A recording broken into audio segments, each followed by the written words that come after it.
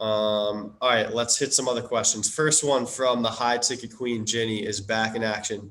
She said, Nina, what's your view on polarizing statements and the use of highly controversial subjects like politics or religion? Hard pass for me, but some people do it. That's a tough one. Ooh, I am strictly so full disclosure, I do believe in God and I'm 100% open about it. But I think that once you start identifying with labels such as Christianity or Judaism or Catholicism, there becomes that label that gets attached to it. Or even with politics, one side versus another. Who gives a shit? Just accept other people for who they are and their opinion. And if the less opinion that you have and you're vocal about, the less energy it's taking from you. They're just pendulums that suck your freaking energy and just stop. Just take a step back, accept people for who they are, where they are on their journey, and just call it a day. I would say if it's part of your brand, do it. If not, to fuck with it. Like, who cares? Yeah, I could not agree more. I don't run, but I avoid politics and religion as much as I possibly can because one, politics, in my opinion, it's a mess, in my opinion. So like I don't care what side you're on. My view on politics is I don't care. That's my answer to a political question is I'm not even educated. I don't even care because I have other important things to think about Shouldn't be. than politics. Like I'm trying to build something. I don't have time to deal with like what some guy said on the news.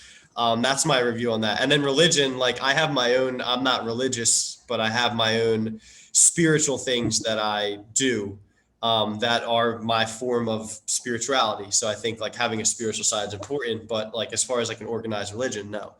Exactly. Interesting question, Jenny. I didn't expect that. And also, it's no one's business. Like, That is true. if Also, you're building a business, why is like that's not it shouldn't matter what your affiliations are, but also the most successful people I've ever encountered are people that just don't give a shit.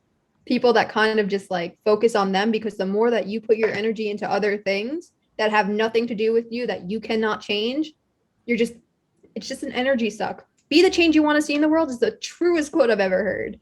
You want change for yourself, you want a better life, you got to go fucking make it, not somebody else.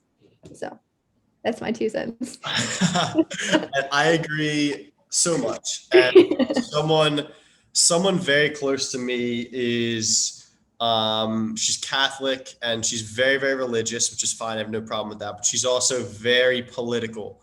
And I always tell her, because she gets mad, right? She'll send me something about politics and be mad. And I'll say to her, look what this is doing to you. You're now in an angered state of mind. By you consuming politics from one side, you're now angry.